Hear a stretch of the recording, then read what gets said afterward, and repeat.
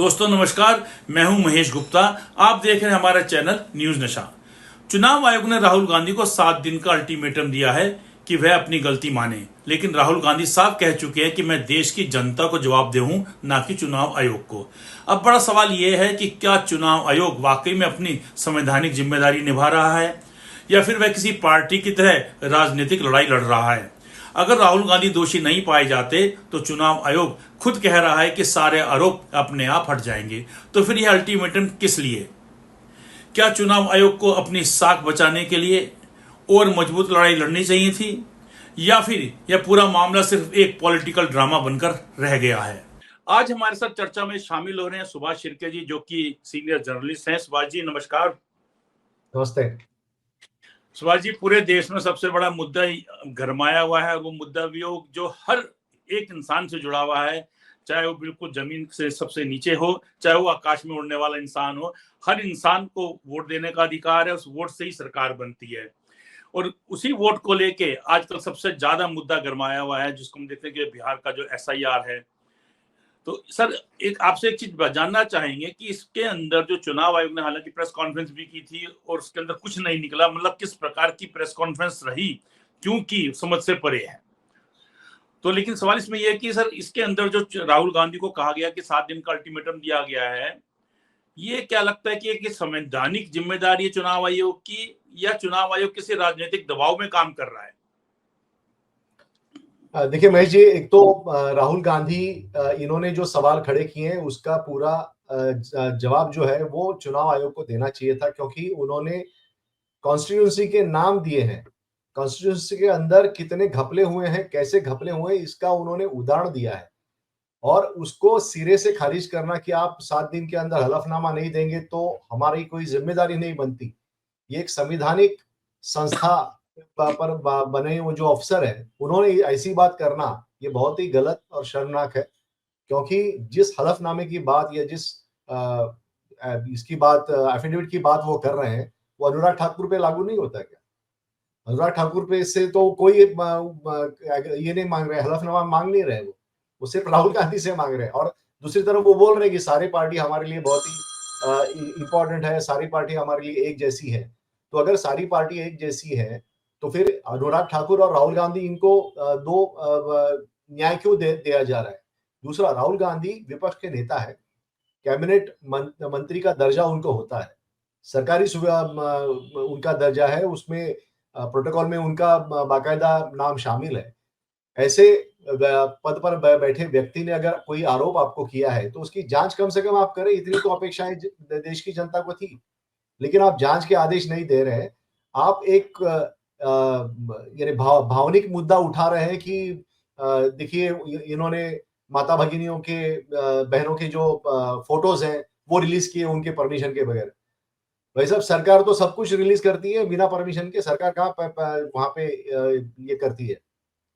तो ये सारी चीजें जो है वो जो मूल मुद्दा है उसको उससे ध्यान हटाने के लिए ये सारी चीजें की है। दूसरा, सुप्रीम कोर्ट ने भी माना है कि चुनाव आयोग जो है इन्होंने सब कुछ निष्पक्ष तरीके से नहीं किया है। इसलिए तो उन्होंने कहा कि 67 लाख वोटर्स जो है जिनका नाम इलेक्शन कमीशन ने काटा है बिहार के वोटर लिस्ट से, वो पूरी तरह से जाहिर किया जाए। अगर सुप्रीम कोर्ट चुनाव आयोग की निष्पक्षता पर ये सवाल है, ये अगर नहीं उठाता तो क्या चुनाव आयोग उन 65 लाख वोटर्स के नाम जाहिर करता, डिक्लेयर करता? ठीक बात है।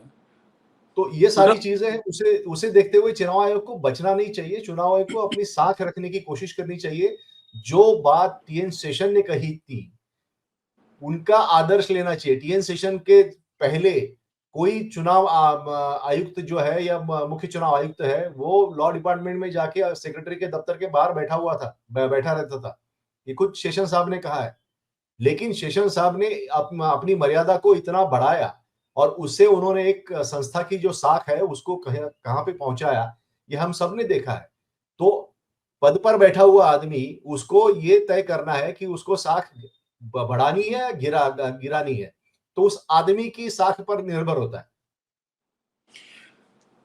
सुभाष जी, हम जो हमारा भारत का संविधान है जो सर्वोपरि है, 1950 में बना, उसके अनुच्छेद जो है अगर हम लेते हैं 324 से लेकर 329 तक, उसमें सारा डिफाइन किया गया है चुनाव आयोग की परिभाषा, चुनाव आयोग का गठन, चुनाव आयोग की शक्तियां। तो ये एक संवैधानिक संस्था बनाई गई, संवैधानिक संस्था, इसको सबने माना है। उसके बाद आप देखेंगे कि पिछले कुछ सालों के अंदर, खासकर जब से मोदी सरकार आई है, क्या स्थिति रही। चीफ जस्टिस सुप्रीम कोर्ट के, वो उनका नाम इसमें शामिल था कि अगर चुनाव, मुख्य चुनाव आयुक्त का चयन होगा, उस चयन प्रक्रिया में उन्होंने चीफ जस्टिस का नाम हटा दिया उसके अंदर। तो ये तो सब, जब चीफ जस्टिस को आप हटा रहे हैं तो साफ पता है कि नियत सरकार की क्या है। उसके बाद जो पिछले चुनाव आयुक्त थे मुख्य चुनाव आयुक्त, उनका क्या रवैया रहा, किसी से छुपा हुआ नहीं है। संवैधानिक संस्था, उसकी मर्यादा उन्होंने तार तार कर दी।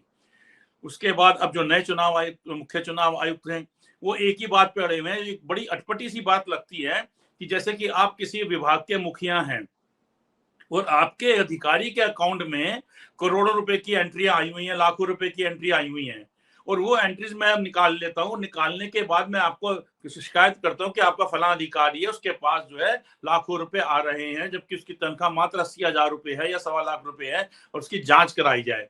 तो ये तो आप भी कह कि भाई उसके अकाउंट, आप कह सकते हो कि लाभी अपने अकाउंट का स्टेटमेंट लिया। या मेरी शिकायत ये कि आपके जो डिपार्टमेंट से जो फंडिंग जाती है, आती है सरकारी पैसा, उसमें से पैसा निकाल के कोई अधिकारी खा रहा है और उसके अकाउंट से पैसा निकल रहा है। तो उस पर भी आप बोलेंगे कि मुझे कि नहीं, पहले आप एफिडेविट दीजिए। आपको तो ये कहना चाहिए कि महेश जी ये बहुत अच्छा करा, जैसे कि हम रिपोर्टिंग करते तो कई अधिकारी खुश होते थे कि आपने हमें बताया, हम जांच करेंगे तुरंत, और वो घंटी बजाते थे, तुरंत अपने अधिकारी को बुला लेते थे, कहते फटाफट हमें तुरंत रिपोर्ट चाहिए। इवन हमें खबर करनी होती थी आधे घंटे के अंदर वो हमें रिंग बैक करके हमें ये भी बताते थे हमने क्या एक्शन ले लिया और क्या एक्शन लेने जा रहे हैं। यहाँ पर एक चीज क्लियर बता दी गई है कि वो एग्जांपल जो मैं अभी बता रहा था कि आपके अधिकारी के अकाउंट में पैसे आ रहे हैं या आपके विभाग में जिसके खाते में पैसे निकल रहे हैं, तो उसकी जांच अगर कोई जवानी भी बताए तो भी आपको उसका देख लेना चाहिए, करे कोई ऐसा कुछ तो धांधली तो नहीं है। और यहाँ तो उन्होंने पूरे का पूरा जो डाटा है वो छाप कर इतनी बड़ी प्रेस कॉन्फ्रेंस की है। तो मुख्य चुनाव आयुक्त 1 to 1 लड़ रहे हैं राहुल गांधी से, कहीं पर भी गलती मान के राजी नहीं हो रहे। पूरे देश के अंदर थू थू हो रही है। अगर आप गोदी मीडिया को अलग कर दें तो उसके अलावा कुछ ही चैनल या न्यूज़पेपर हैं जो ठीक रिपोर्टिंग कर रहे हैं, और उसके अलावा जितने भी हमारे यूट्यूब के जर्नलिस्ट हैं, सभी में देखिए ये सबके सामने ये इशू चल रहा है। तो एक संवैधानिक संस्था का जो इन्होंने मर्यादा बिल्कुल तार तार की हुई है। जो एक चीज उनको पता है कि आप बटन दबाएंगे और बटन दबाने से तुरंत वो आंकड़ा सामने आ जाएगा, आप उस आंकड़े को चेक कीजिए ना। और राहुल गांधी तो बिल्कुल ठीक कह रहे हैं कि मैंने जो शपथ ली वो संसद में ली है और मैं जो जनता के प्रति जवाबदेह हूं। आप चुनाव आयोग आप हैं, आप इस बात की पुष्टि करें ना कि हाँ हम ठीक है या राहुल गांधी गलत है। तो राहुल गांधी का ये कहना है कि भाई मैं तो जनता के प्रति जवाबदेह हूं। जी सही है, क्योंकि इसमें चुनाव आयोग ने एक स्टैंड ले लिया बिहार के जो विशेष गहन परीक्षण वोटर लिस्ट के बारे में कि आधार कार्ड वैलिड ये डॉक्यूमेंट नहीं हो सकता इसके लिए, नागरिकता का प्रमाण पत्र के लिए। आप अगर इलेक्शन कमीशन के वेबसाइट पे जाएंगे और application form for new voters, ये जो फॉर्म 6 का वोटर फॉर्म डाउनलोड करेंगे तो उसमें सबसे पहले बर्थ सर्टिफिकेट और दूसरा नंबर पे आधार कार्ड उन्होंने लिखा हुआ है। तो भाई साहब, अगर आधार कार्ड आपका वैलिड नहीं है ऐसा आप बोल रहे हो बिहार के लिए, तो पूरे देश के लिए आप आधार कार्ड मांग रहे हो वोटर लिस्ट को में आधार पर तो लिखा ही है पंजीकरण तो सर कि आधार मेरी पहचान। हाँ, बताइए। और वो कह रहे हैं कि आधार कार्ड में ही कहीं पे लिखा हुआ है कि वो वैलिड आप नहीं मान सकते। तो आप अगर आधार कार्ड वैलिड नहीं मान सकते तो आज हर जगह पे आप आधार कार्ड को इसको लिंक करो, पैन कार्ड से लिंक करो, आधार कार्ड को बाकी फलाना ठिकाना से लिंक करो। ये आप क्यों बोल रहे हो? तो सरकार की एक जो इकाई है या वो कुछ अलग बोल रही है और ये बाकी इकाइयां जो है वो कुछ अलग बोल रहे हैं। तो इसका कोई आपस में कोई तालमेल नहीं रहा है। लेकिन एक मुझे दिख रहा है कि जिस तरह से बर्ताव था चीफ इलेक्शन कमिश्नर का, कि किसी ने उनको बताया कि भाई साहब आप जाके कुछ भी बोलिए, हम आपके पीछे हैं। ऐसा ही उनका बर्ताव दिख रहा था। उनको कोई जिम्मेदारी लेनी नहीं थी, कोई जांच के आदेश उन्होंने देने की उनकी तैयारी नहीं थी। आपने सही बोला कि मैंने भी जर्नलिज्म में हाँ, कई सारे जो कांड है वो उजागर किए हैं। उसमें अफसर जो होते थे, कुछ अफसर बोलते थे कि नहीं हम जाँच करेंगे और जाँच के बाद फिर चीज़ें निकल के आती थी। मैंने महाराष्ट्र में एक तबादले का मुद्दा उठाया था। मंत्रियों का 5 मंत्रियों उसमें थे। उन्होंने तबादले अपने मनमानी की तरीके से किए थे। उसमें पुराणिक जस्टिस पुराणिक इनका कमीशन बिठाया गया था और फिर उन लोगों ने जस्टिस पुराणिक ने इसकी जांच की थी। तो ये मेरी भी वहां पे मैंने गवाही मेरी तरफ से मैंने दी थी। तो ये सारी जो चीजें हैं उसमें जांच हुई थी और फिर चीजें निकल के आई। तो ये सारी चीजें देखते हुए इलेक्शन कमीशन को आपत्ति क्या थी? उन्होंने वहां पे सुप्रीम कोर्ट के रिटायर्ड या फिर सुप्रीम कोर्ट के सर्विंग जज है, उनसे वो कर कर लेते थे या वो कहते थे कि हमारी एजेंसियां हैं वो हम जांच करेंगे, उसके बाद हम जो भी जांच होगी उसका हम रिपोर्ट जो है वो सब कुछ दे देंगे। अगर आप निष्पक्ष हो तो आप डरते क्यों हो? और बीजेपी का हमेशा ये होता है कि किसी के ऊपर वो आरोप लगाएं तो बोलते हैं कि अरे आप आरोप में आप घिरे घिरे जो है, लेकिन आपने कुछ किया नहीं तो आप डरते क्यों हो? तो सवाल यही उठता है कि चुनाव आयोग निष्पक्ष तरीके से काम नहीं कर रहा है और जो मुख्य चुनाव आयुक्त है, उन्होंने जिस तरह से इस प्रेस कॉन्फ्रेंस को कंडक्ट किया, उससे लगता है कि वो पूरी तरह से सरकार के पिट्ठू है। बस इतना ही मुझे कहना है। सर ये तो यही तो बात बिल्कुल है कि जिसको भी मैं कहना चाहता हूँ कि संवैधानिक संस्था है, संवैधानिक संस्था के मायने होते हैं। संवैधानिक संस्था के खिलाफ कोई आदमी इंसान टिप्पणी भी नहीं करता है, लेकिन संवैधानिक संस्था की जो मर्यादा है इसको जो उन्होंने तार तार किया है, किस तरह से सड़क पर नारे लग रहे हैं, जुलूस निकल रहे हैं, पुलिस लाठीचार्ज कर रही है, कहीं बैरिकेड लगा रही है, क्या जी चुनाव आयोग के खिलाफ नारे लग रहे हैं। और वही चुनाव आयोग अपना कुछ भी निष्पक्षता दिखाने की बजाय 1-to-1 राहुल गांधी से लड़ रहे हैं। अब देखिए राहुल गांधी को, वो राहुल गांधी विपक्ष के नेता है, उनको चाहिए था कि उनको बुलाते, उनको अपने साथ ऑफिस में बैठा के बात करते और बात करके पूछते हाँ जी क्या दिखते हैं और हम इन दिक्कतों को दूर करेंगे और जनता को बताते कि क्या सच्चाई है क्या नहीं है। या राहुल गांधी आए और वो हमसे मिले, उन्होंने समस्या बताई, ऐसा कुछ नहीं है। बल्कि मीडिया के थ्रू 1-to-1 कह रहे कि नहीं अगर राहुल गांधी ने 7 दिन में ऐसा नहीं किया तो हम ऐसा कर देंगे, ऐसा नहीं किया तो हम ऐसा कर देंगे। अरे शिकायत करता है, विपक्ष के नेता हैं, आप उनसे मिलिए, वो आपको कुछ बताना चाह रहे हैं, अगर चाहे बेशक से चाहे वो गलत ही क्यों नहीं हो, लेकिन आप उसकी पुष्टि तो कीजिए कि ये विपक्ष के नेता हैं, आखिर आपको कहना क्या चाह रहे हैं। और सबसे बड़ी बात ये कि अगर 7 दिन में, जब उन्होंने 7 दिन का अल्टीमेटम दिया हुआ है, अगर 7 दिन में दोष साबित नहीं होता तो चुनाव आयोग खुद कह रहा है कि सभी आरोप हट जाएंगे। अब ये क्या तरीका हुआ सर कि अगर मेरी चेन छिन गई, मैं थाने में गया और थाने के अंदर जो है पुलिस तुरंत मुकदमा दर्ज करती है और अगर तो कहते नहीं कि नहीं पहले चेन का बिल लेके आइएगा। मैंने कहा सर चेन तो मुझे 30 साल पहले शादी में मिली थी, तो नहीं साहब अपने ससुर को लाइएगा। सॉरी, हमने कहा सर ससुर साहब को तो देहांत हो गया है, तो नहीं साहब अब 4 गवाह लेके आइएगा।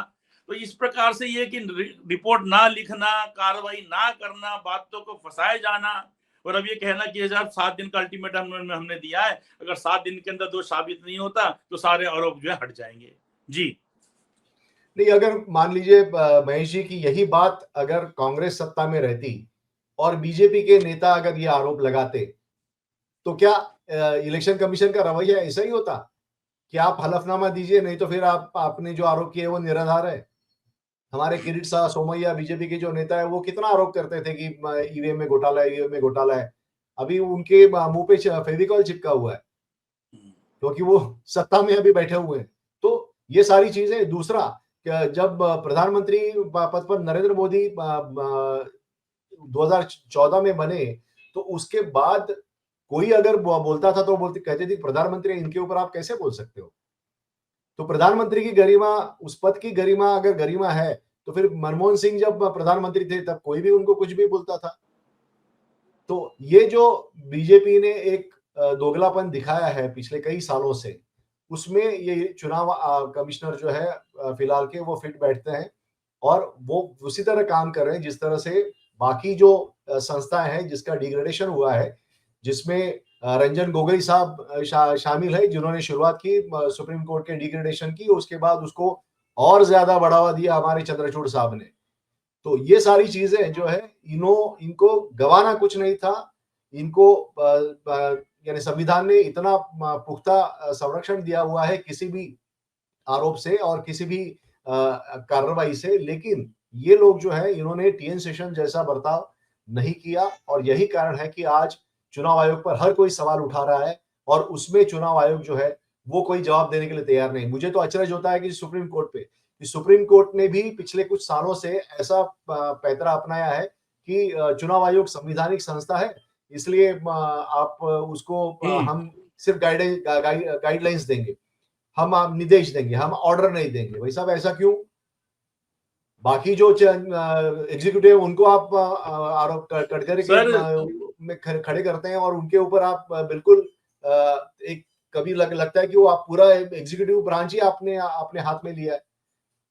सर जी। जब सुप्रीम कोर्ट पे खुद अपनी बात आई कि जो हाई कोर्ट के जजेस हैं और सुप्रीम कोर्ट के जजेस हैं, तो हाई कोर्ट के जजेस के अंदर कुछ बहुत मामूली सी फिगर है, जो नीचे से मेट्रो जो एग्जाम दे के पास होते हैं, बकायदा रात दिन पढ़ाई करते हैं, महीनों महीनों साल भर पढ़ाई करते हैं, एग्जाम दे के पास होते हैं, जज लगते हैं, मेट्रोपॉलिटन मजिस्ट्रेट, फिर एडिशनल सेशन जज, फिर डिस्ट्रिक्ट जज, फिर डिस्ट्रिक्ट जज बनने के बाद वो हाई कोर्ट पहुंचते हैं, तो ये फिगर के 10% भी मुश्किल से रहती है। उसके बाद जो हाई कोर्ट के जितने भी जजेस हैं, जो वकील 7 साल या 10 साल प्रैक्टिस कर चुके होते हैं, वो सीधा वो हाई कोर्ट के जज बनते हैं। आपको पता है कौन लोग बनेंगे? वो जिन्होंने कभी कोई एग्जाम नहीं दिया नीचे। और कितने जजेस को तो हम जानते हैं कि अगर एग्जाम दिलवा दें उनसे मेट्रोपॉलिटन मजिस्ट्रेट का, तो सर वो 33% मार्क्स भी नहीं ला सकते। इस चीज का मैं एफिडेविट दे सकता हूँ, इसमें मैं कोई परहेज नहीं है, मुझे लीगल रिपोर्टिंग कर रहे हैं 30 साल से सर। तो उनको ये डायरेक्ट हाईकोर्ट का जज बनाते हैं, फिर वही प्रमोट होकर सुप्रीम कोर्ट के जज बनते हैं, या फिर कुछ वकीलों को सीधा सुप्रीम कोर्ट का जज बना देते हैं। तो जब एनजेएसी जो आया था, एक नया कानून की भाई सरकार का उसमें हस्तक्षेप रहेगा हाई कोर्ट सुप्रीम कोर्ट के जजेस की नियुक्ति के लिए, तो उस टाइम सुप्रीम कोर्ट को बड़ी चिंता हुई। उस टाइम सुप्रीम कोर्ट को निकाल लगा कि कौन सा संवैधानिक संस्था है, कौन से नहीं है, तो तुरंत उन्होंने जो है अपने यहाँ पे केस चलाया और एनजेएसी को खत्म कर दिया कि नहीं, सरकार का हस्तक्षेप जजों की उसमें नियुक्ति में नहीं होना चाहिए। लेकिन जब कभी चुनाव आयोग की बात आती है, वोटरों की बात आती है, विपक्ष कांग्रेस की बात आती है, आम जनता की बात आती है, तो वही सुप्रीम कोर्ट जो है संवैधानिक संस्था का नाम लेकर बैकफुट पे आ जाता है। अब आप ये देखिएगा कि एक इसके अंदर हम ये देखें कि आजकल जो है विपक्ष में कांग्रेस है, सत्ता में बीजेपी है। इसी बीजेपी ने चीफ जस्टिस सुप्रीम कोर्ट को चुनाव जो मुख्य चुनाव आयुक्त की नियुक्ति से बाहर किया था। अब सर सवाल ये है कि क्या चुनाव आयोग एक निष्पक्ष संस्था की छवि लगातार गंवाता जा रहा है और बीजेपी की तरह बर्ताव कर रहा है? जो बीजेपी अगर चुनाव आयोग को कुछ है तो बीजेपी जवाब देने लग जाती है, बीजेपी भी कुछ है तो बैकफुट पे आके चुनाव आयोग को उसका समर्थन करने लग जाता है। तो बिल्कुल बीजेपी और चुनाव आयोग ये तो दोनों ऐसा लग रहा है कि एक ही गाड़ी में बैठ के घूम रहे हैं।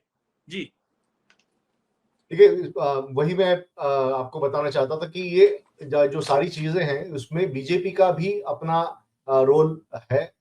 अगर उनको इस संविधान को वो मानते हैं तो उनको चुनाव आयोग निष्पक्ष है ये बताने के लिए वहां पे जांच के आदेश देने चाहिए थे और उनको सलाह देनी चाहिए थी अटॉर्नी जनरल या फिर सॉलिसिटर जनरल के तरफ से कि आप इसकी जांच कराइए, जांच के लिए हम तैयार है, हमें कोई कुछ छुपा के रखना नहीं है। सीता मैया ने भी अपनी इसमें अग्नि परीक्षण करके अपनी खुद को ये पाक साबित किया था। तो अगर हम हिंदुत्व की बात करते हैं, हिंदू मैथोलॉजी की बात करते हैं, तो इसमें हम सीता मैया का क्यों नहीं उदाहरण हम लेते? तो ठीक ये बात। सारी चीजें हैं, लेकिन उसमें ये है कि हमने देखा है कि मोदी सरकार जो है वो पूरी तरह से संविधान को ताक में रख के काम कर रही है और हर एक जो संवैधानिक संस्था है उसका डिग्रेडेशन हो रहा है, उसको धराशायी करने की कोशिश हो रही है, जिससे कोई भी संवैधानिक संस्था यहाँ पे अस्तित्व में नहीं रहे, क्योंकि उनको पता है कि संविधान हम हटा नहीं सकते।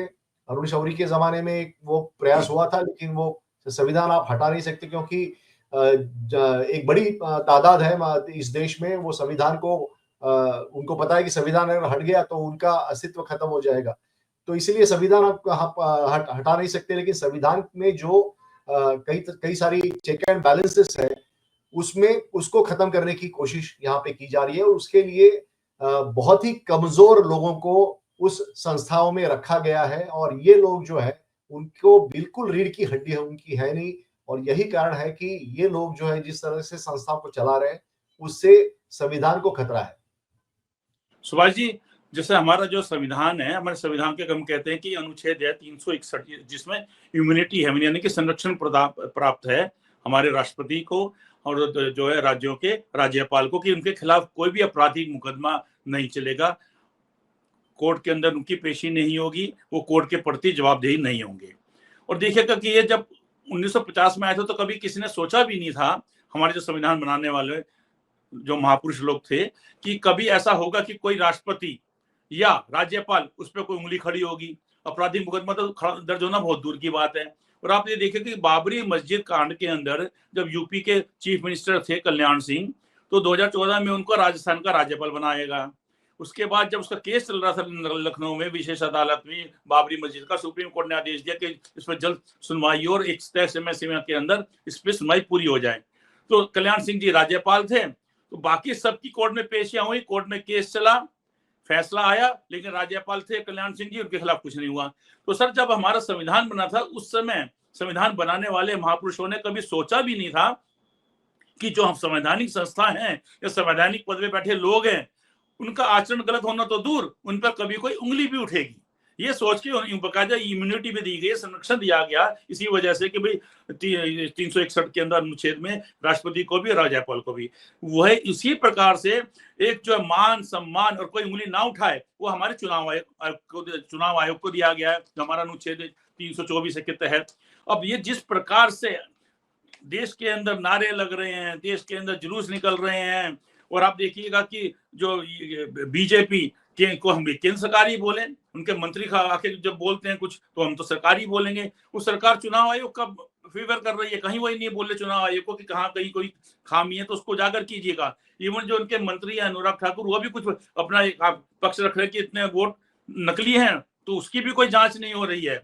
और वही चुनाव आयोग किसी भी प्रकार की जांच ना करके सिर्फ राहुल गांधी से लड़ लो, जनता को बेवकूफ बना लो। इवन जो प्रेस कॉन्फ्रेंस हुई उसमें जो है ज्ञानेश कुमार जी बहुत बढ़िया बिल्कुल नया सूट पहन के आए थे, चमक रहे थे वो। बाकी उनका सूट देखना, वो बड़े खुश थे कि आज मेरी प्रेस कॉन्फ्रेंस होगी, पूरा मुझे देश देखेगा। लेकिन उस देश को दिखाने के नाम पर, बोलने के नाम पर सन्नाटा बटा सन्नाटा, 0/0 ही था। तो सर सवाल ये है कि राहुल गांधी ने बार बार कहा कि उन्हें सारे तथ्य देश के सामने रखे हैं। सर, क्या आयोग को, चुनाव आयोग को जनता के सामने खुलकर बहस करने की हिम्मत करनी चाहिए थी या नहीं, या नोटिस पे नोटिस ही भेजे जाएंगे सर ये? जी देखिए महेश जी, मुझे एक वाकया याद आ रहा है कि उसमें टीएन शेषन साहब ने एक कदम उठाया था चुनाव आयोग को कारगर साबित करने के लिए। उन्होंने क्या किया था, जो जिस दो representation of the people's act 1950 और 1951, इसका जिक्र भी मुख्य चुनाव आयुक्त ने अपने प्रेस कॉन्फ्रेंस में किया इंफॉर्मेशन ना देने के लिए।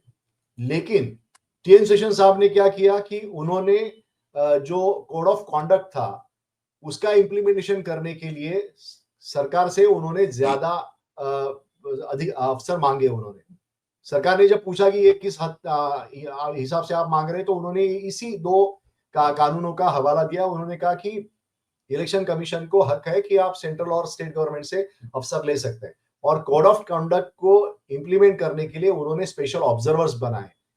ये स्पेशल ऑब्जर्वर्स उस वक्त सारे देश में घूमकर वो कोड ऑफ कंडक्ट ठीक से पालन हो रहा है कि नहीं, इसका उन्होंने देखना शुरू किया। उससे पहले कोड ऑफ कंडक्ट महज एक पर्ची थी, एक पेपर था, जो अगर किसी पॉलिटिकल पार्टी ने वॉलंटरली उसका अमल किया तो किया, नहीं तो नहीं किया तो नहीं किया। लेकिन वो कोड ऑफ कंडक्ट पर अमल करना टीएन शेषन साहब ने शुरू किया। 10 बजे से पहले चुनाव प्रचार खत्म होना चाहिए, ये उन्होंने शुरू किया। मैंने खुद राजीव गांधी इनकी मीटिंग को कवर किया है। रात को वो आए थे 2:30 बजे मुंबई में, और 2:30 बजे उन्होंने वहां पे प्रचार करके फिर वो दिल्ली चले गए। तो उस वक्त इससे पहले टीएन शेषन साहब के पहले चुनाव प्रचार के लिए कोई समय सीमा नहीं थी जो उन्होंने की। तो चुनाव आयोग को अगर खुद को कारगर तरीके से साबित करना है, निष्पक्ष रूप से आपको साबित करना है, तो आपको कुछ चीजें जरूर करनी पड़ेगी, जिस तरह से टीएन शेषन साहब ने इसी दो रिप्रेजेंटेटिव पीपल्स एक्ट का उपयोग करके किया था। आप क्या कर रहे हैं? आप सारी जिम्मेदारी राहुल गांधी के ऊपर थोप रहे हैं। राहुल गांधी आज है, कल नहीं है, लेकिन जब हिस्ट्री लिखी जाएगी, तब क्या सही ज्ञानेश बात, कुमार इन्होंने जो काम किया है, उसका कहीं जिक्र होगा? आज टीएन सही शेषन कह रहे साहब को आज जिक्र हो रहा है। हैं। बिल्कुल बिल्कुल ठीक बात।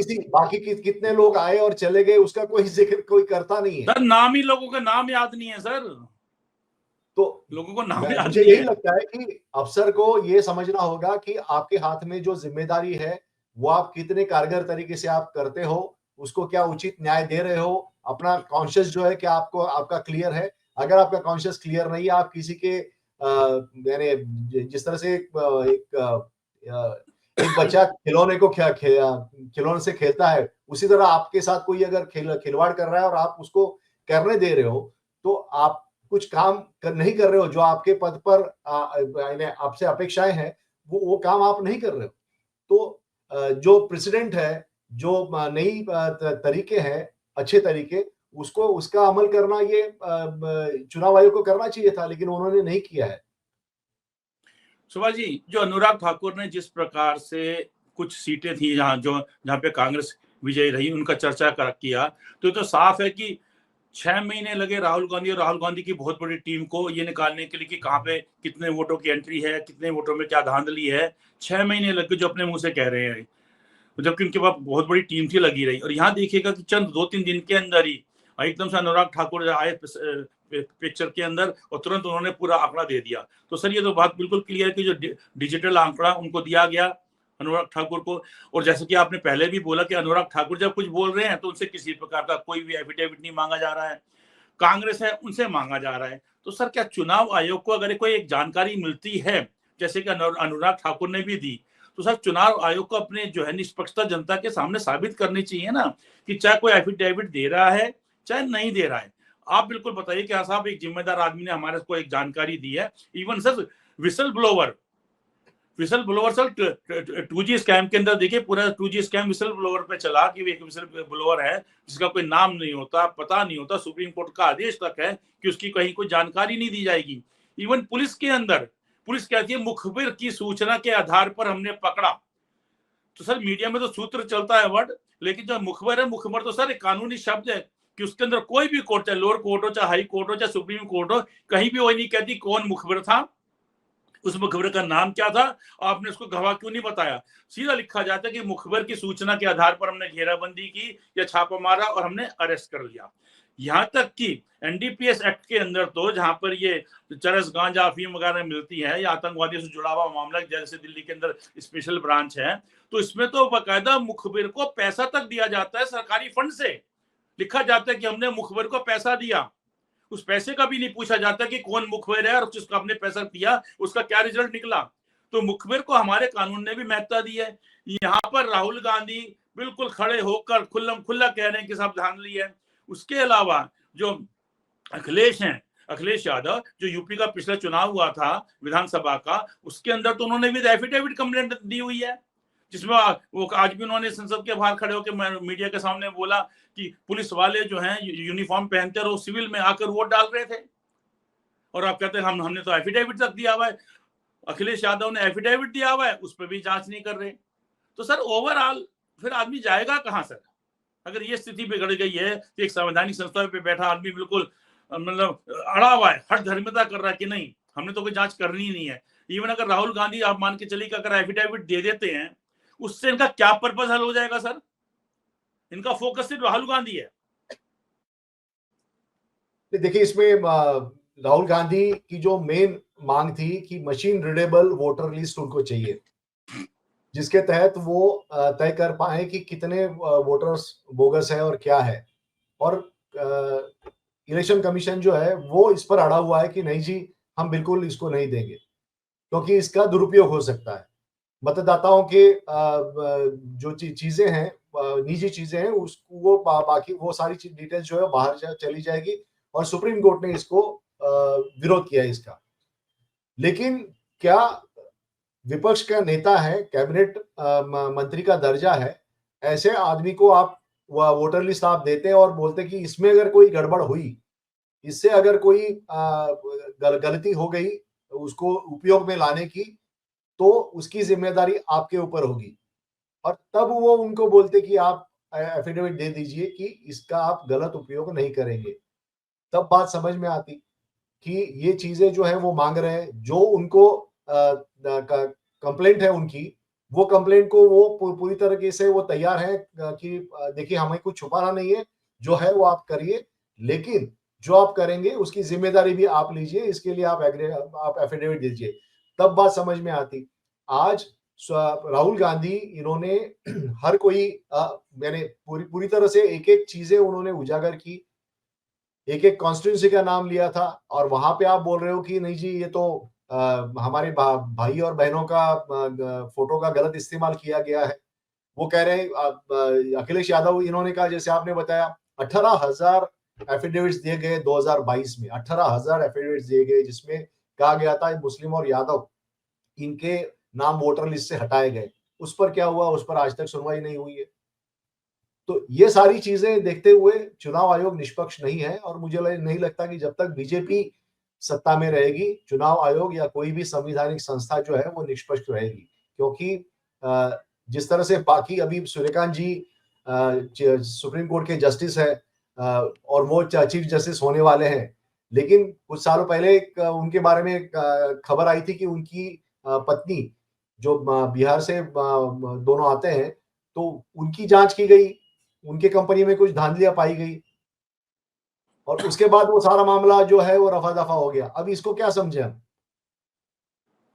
सर इसके बारे में हम अभी टिप्पणी कुछ नहीं करेंगे, लेकिन हम इतना ही कहेंगे कि जो चीजें हैं वो सारी चीजें बिल्कुल ट्रांसपेरेंस तरीके से आनी चाहिए लोगों के सामने और उसमें कोई छुपाने की जरूरत नहीं, क्योंकि ये डेमोक्रेसी है और डेमोक्रेसी तभी अच्छी होगी, उसको मजबूत होगी जब ट्रांसपेरेंसी उसमें रहेगी।